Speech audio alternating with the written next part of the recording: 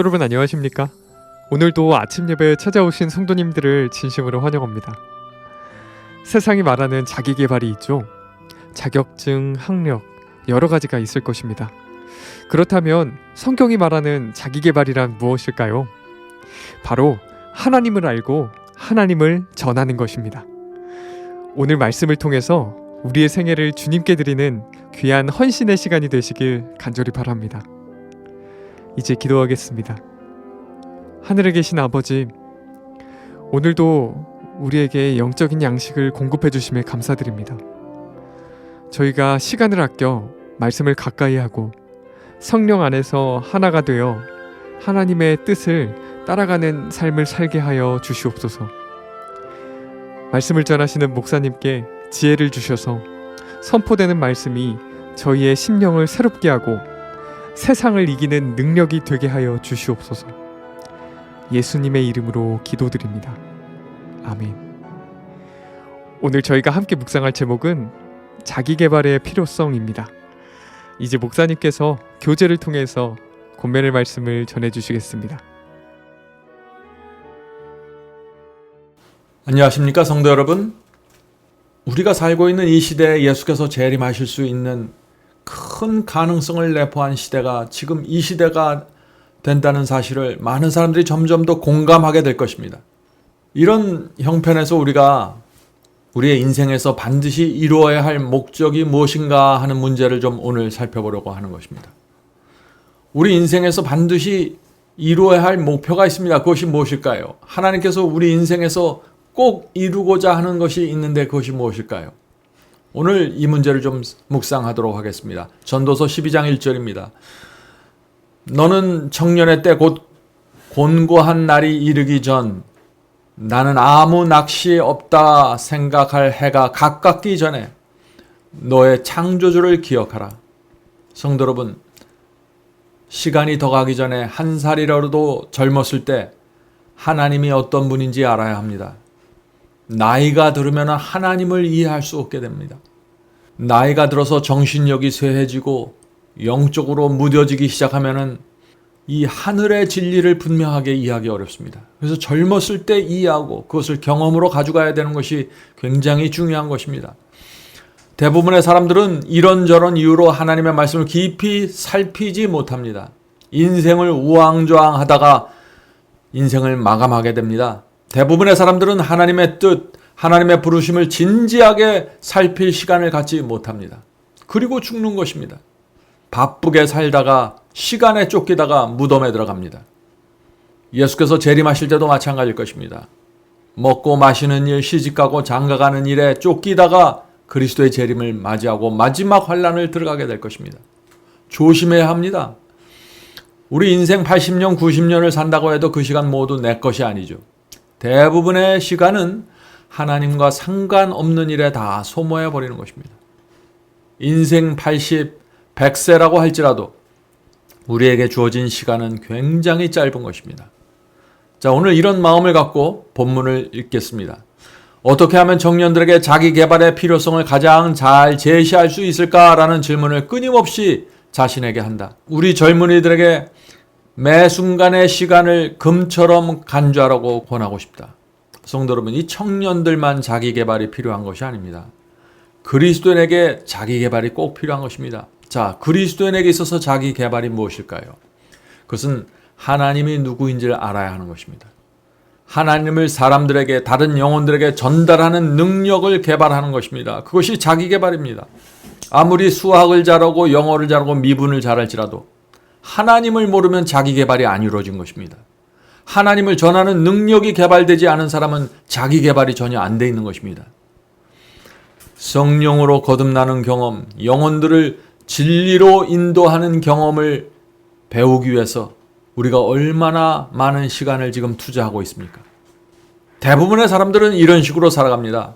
공부를 하고 일을 하고 결혼하고 집과 자동차를 갖는데 인생의 대부분을 투자합니다. 그리고 나면은 자기 인생에서 모든 것을 이루었다고 착각하게 되는 것이죠. 그러나 나이가 들고 병들면은 내가 가장 중요한 것을 하지 못했다는 사실을 깨닫게 됩니다. 지금은 잘 모릅니다. 그때는 깨닫게 되는 것입니다. 땅을 치고 후회해도 그때는 너무 늦은 것입니다. 성도 여러분, 우리가 평생 교회 다니는 것 같지만은요, 성경 말씀을 집중해서 공부할 수 있는 시간은 아주 짧습니다. 거듭남이 무엇인고 회개가 무엇인지 살필 시간은 너무나 적은 것입니다. 진리가 무엇인지 알 수 있는 기회와 시간이 너무나 짧습니다. 교회를 아무리 오래 열심히 다니고 봉사한다 할지라도 대부분의 시간은 진리와 상관없이 소모됩니다. 이것은 정말 두려운 일이죠. 마지막 때가 돼서 가장 그리스도의 재림과 진리에 집중해야 될 시대에 대부분의 사람들이 하나님의 말씀과 상관없이 인생을 보내는 것입니다. 자, 우리에게 주어진 이 시간을 우리가 어떻게 보내야 할까요? 계속해서 읽겠습니다. 나태하며 시간을 낭비하지 말며 어리석게 허비하지 말고 더 큰 보화를 붙잡으라. 자, 더 큰 보화를 붙잡으라는 것은 더 재산을 많이 모으라는 얘기가 아니죠. 자, 더 큰 보화를 붙잡아야 하는데 이 더 큰 보화가 무엇일까요? 그것은 하늘에 대한 더 밝은 빛입니다. 하나님의 말씀에 대한 더 분명한 빛입니다. 하나님께 대한 더 큰 매력이고 더 큰 사랑에 빠지는 것입니다. 계속해서 읽어보죠. 사상을 개발하고 마음의 허리를 동이고 대수롭지 않은 문제들에 온 마음을 빼앗기지 않으므로 영혼을 충만하게 하라. 성도 여러분, 성경의 사상으로 내 마음을 채워야 합니다. 마음의 허리를 동여야 됩니다. 나태하게 시간을 쓸데없이 보내면 안 되는 것이죠. 대수롭지 않는 문제들, 사소한 문제들 갖고 집중하면 안 됩니다. 정말 내 인생의 중요한 문제가 무엇인가 거기에 집중해야 되죠. 지력을 강화시키기 위하여 그대가 사용할 수 있는 모든 이점을 다 활용하라. 낮은 표준에 만족하지 말라. 중요한 말입니다. 낮은 표준에 만족하면 안 됩니다. 위로부터 오는 지혜를 성실한 노력과 경성과 진지한 기도로 얻을 때까지 만족하지 말라. 그렇게 할 때 그대의 품성은 개발될 것이며 다른 사람들에게 감화를 끼치고 그들을 올바르고 거룩한 길로 인도할 수 있을 것이다. 이것은 그대의 특권이다. 성도 여러분, 하나님께서 우리 각자에게 갖고 계신 높으신 부르심이 무엇인지 그것을 찾아야 합니다. 낮은 표준에 만족하지 마십시오. 지금 우리는 라오디게아 교회에 속해 있습니다. 라오디게아 교회가 어떤 교회입니까? 예수께서 재림하시기 직전의 교회를 라오디게아 교회라는데 요한계시록은 그 교회는 뜨뜻미지근하고 낮은 표준에 있다고 말하는 것입니다. 영적으로 죽어있는 교회라고 요한계시록은 말하고 있는 것입니다. 우리가 지금 이런 교회를 다니고 있는 것입니다. 성도 여러분, 그러므로 우리를 향한 하나님의 높으신 부르심을 잊지 말아야 합니다. 하나님의 뜻을 정확하게 알아야 합니다. 그분의 뜻대로 살아야 되고 그리스도의 장성한 성품의 분량을 나가기 위해서 모든 것을 집중해야 되는 것입니다. 주변 사람들을 하나님께로 인도하는 일에 우리가 집중해야 되는 것입니다. 우리의 인생의 목표를 그런 데 세워야 되는 것입니다. 성도 여러분, 지금 마귀는 가만히 있지 않습니다. 우리의 인생을 쓸데없이 낭비하기 위하여 우는 사자처럼 뛰어다니고 있습니다. 사탄의 목적은 우리가 하나님의 부르심을 듣지 못하게, 보지 못하게 막는 것입니다. 자, 하나님과 사탄의 전쟁이 어떻게 이루어질까요? 하나님께서는 우리를 향한 구원의 계획이 이루어지도록 온 하늘을 지금 움직이고 있습니다. 우리에게 말씀을 주시고 성령의 감동을 주시고 기회가 있을 때마다 진리와 접촉하게 인도하십니다. 그러나 사탄은 온 악령들을 동원해서 하나님의 계획과 뜻이 이루어지 못하게 우리 주변에서 계속해서 방해하고 막고 있는 것입니다. 우리의 시간과 우리의 노력을 쓸데없는 데 바치도록 끌어가는 것이죠. 이것이 하나님과 사탄의 사이에 벌어지는 전쟁입니다. 우리가 어떻게 살아야 될까요? 본문을 읽겠습니다. 하나님의 말씀을 연구함으로 그대가 얻을 수 있는 모든 빛의 광선을 간직하라. 하나님께서 부여하신 일을 오늘 착수하라. 그리고 그리스도의 능력을 통하여 그대가 얼마나 많은 선을 성취할 수 있는지 보라. 하나님을 상담자로 삼으라. 정신력을 훈련하고 다스리라. 자제력은 모든 사람이 소유할 수 있는 능력이다. 성도 여러분, 우리가 정말 인생을 바쳐서 하나님께 집중하면은 얼마나 많은 능력을 얻을 수 있을까요? 이 세상의 의사와 판사가 되겠다고 얼마나 많은 사람들이 그들의 인생을 집중하고 바칩니까? 만약 그리스도인이 그러한 집중력과 헌신으로 하나님께 집중한다면 어떤 일이 우리 인생에 생길까요? 정말 놀라운 일이 생길 것입니다. 세상에서 공부를 부족했을지라도, 내가 대학을 나오지 못했을지라도 하나님의 말씀을 집중하고 살피면 이 세상 누구보다도 선교 사업에 있어서는 능력 있는 사람이 될 것입니다. 고결한 삶을 살게 될 것입니다. 중요한 것은 하나님께서 주고자 하는 그 정신력과 성품을 받는 데 내가 집중하는 것입니다. 자, 어떻게 이런 일이 이루어질 수 있을까요? 계속해서 읽겠습니다. 그것은 의지를 전적으로 하나님 편에 두고 그대의 의지 대신 하나님의 의지를 취함으로 얻게 된다. 자, 하나님의 의지를 받아들여야 된다. 자, 이 말이 무슨 뜻일까요?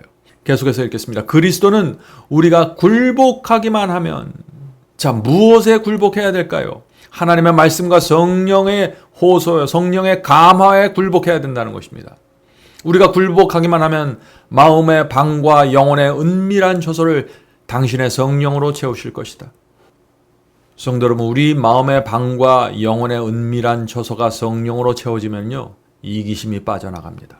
더 이상 내 자신에 대해서 변명하지 않게 되고 내 자신의 죄를 숨기지 않게 됩니다.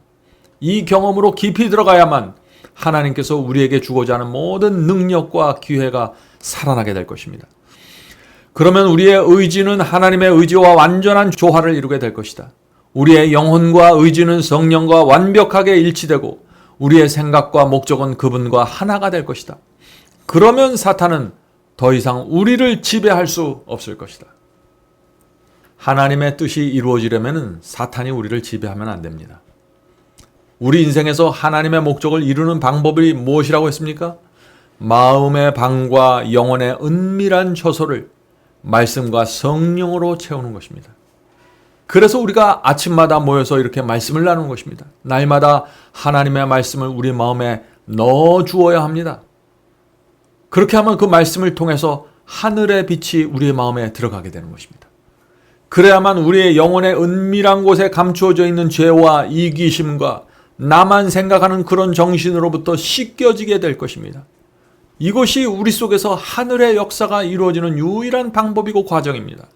하나님의 말씀과 성령의 역사를 통해서 이루어지는 것입니다. 우리의 마음방이 성령으로 채워지는 경험이죠. 성도 여러분, 하나님께 아주 적극적으로 협력하셔야 됩니다. 성령이 호소하실 때 적극적으로 굴복해야 합니다. 그렇게 하지 않으면 하나님께서 우리에게 주신 기회와 시간을 다 놓쳐버리게 될 것입니다. 야고보서 4장 14절 읽겠습니다. 야고보서 4장 14절입니다. 내일 일을 너희가 알지 못하는도다. 너희 생명이 무엇이뇨? 너희는 잠깐 보이다가 없어지는 안개니라. 성도 여러분, 이 야고보는 우리의 인생을 아주 직설적으로 설명했습니다. 우리의 인생이 뭐라고 그랬어요? 너희는 잠깐 보이다가 없어지는 안개라고 했습니다. 이것이 우리의 인생입니다. 얼마나 순간적인지 모르겠습니다. 하나님의 말씀과 진리에 집중하지 않으면, 쓸데없는 데 신경 쓰면은 우리는 그저 잠깐 존재하다가 사라지는 안개처럼 될 것입니다. 그것이 사도 야고보가 주는 교훈입니다. 계속해서 읽겠습니다. 그리스도는 우리의 지도자시다. 우리는 한 마음과 한 정신으로 그분의 음성에 순종해야 한다.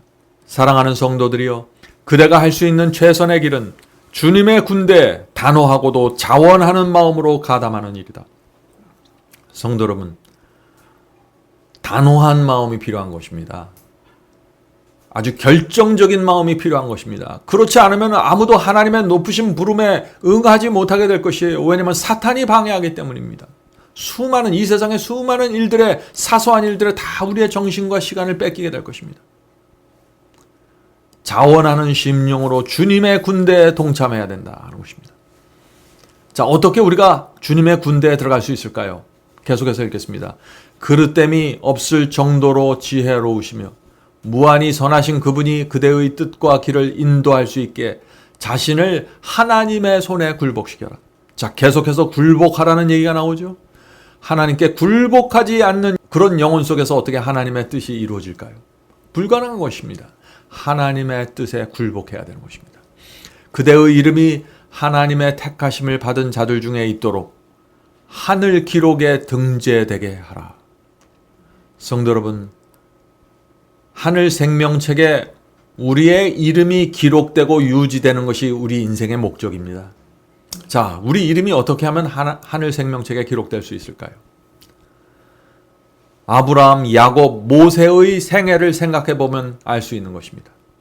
그들의 인생 속에서 하나님의 예정과 계획이 어떻게 이루어졌는지 여러분들 생각해 보시기 바랍니다. 그들의 인생 속에 모두 우리와 같은 유치함과 우리처럼 부족함이 있었습니다.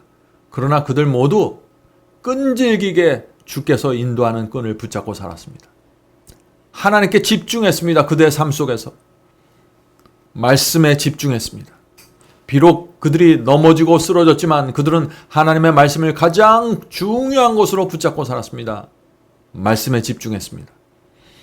긴 세월을 지나가면서 그들의 신실함이 증명되었고 하나님의 목적이 그들 속에서 이루어졌습니다. 믿음의 조상이 되었습니다. 성도 여러분, 어떻게 하면 하나님의 목적이 우리 속에서 이루어질 수 있습니까? 단순합니다. 날마다 내 앞에 주어지는 의무와 책임에 진실해야 합니다. 쓸데없는 생각하지 말고 하나님의 뜻에 집중해야 됩니다. 말씀의 빛이 올 때 순종해야 합니다. 정직한 심령으로 사람과 하나님 앞에 서야 되는 것입니다. 성령의 음성을 밀어내지 말아야 합니다. 더 이상 자기를 합리화시키지 말고 자기를 기만하지 말아야 됩니다. 하나님께서 부르실 때, 기회를 주실 때 온 마음을 다해서 확실하게 붙잡아야 합니다. 부족해서 넘어질지라도 주님을 향한 충성이 흔들리면 안 됩니다. 죄를 범했을 땐 빨리 가서 죄사함을 받아야 되는 것입니다. 그리고 일어나서 다시 하나님을 향한 충성하는 마음으로 전진해야 되는 것입니다. 그것이 그리스도인 생애입니다. 말씀에 충성하는 성도들에게 반드시 하나님의 목적이 이루어집니다. 인생이라는 짧은 시간 동안 하나님께서 우리를 위해서 최선을 다하십니다. 그 하나님의 최선이 헛되이 돌아가지 않도록 우리의 마음을 오늘 이 시간에 주 앞에 드리게 되길 간절히 바랍니다. 기도하겠습니다. 하늘에 계신 아버지, 우리의 인생 속에 하나님의 목적이 이루어질 수 있도록 도와주시옵소서. 더 이상 마음을 흐트리지 않고 사소한 일에 매달리지 않고 저희가 이 세상에 태어난 목적, 하나님께서 우리를 인도하시는 목적이 이루어질 수 있도록 도와주시옵소서. 저희의 마음이 하나님의 뜻에 굴복할 수 있도록 도와주시옵소서. 오랫동안 갖고 있었던 저희의 이기적이고 교만하고 나밖에 모르는 이 정신에서 이제는 빠져나가기를 원하오니 주께서 도와주시고 저희의 심령을 다시 태어나도록 도와주시옵소서. 하늘에 계신 아버지, 오늘 이 시간에 주 앞에 나와 예배드리는 영혼들이 있습니다. 오늘 모인 이 성도들에게 함께하여 주시고 하나님의 말씀이 그 마음에 들어가서 지배할 수 있도록 도와주시고 성령의 말씀을 통해서 역사해서 오늘 다시 새롭게 태어나고 육체를 십자가에 못 박고 하나님의 뜻을 이루는 삶이 이루어질 수 있도록 도와주시옵소서. 예수님의 이름으로 간절하게 기도드립니다. 아멘.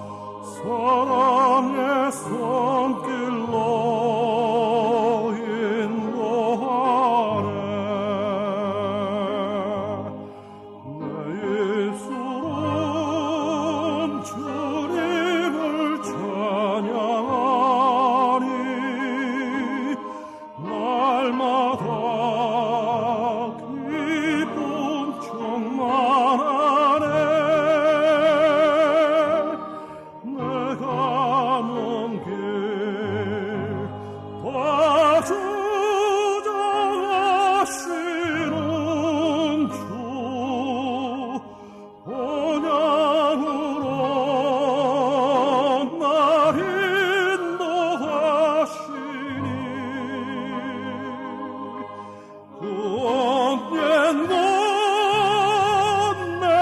삶 끝날 때까지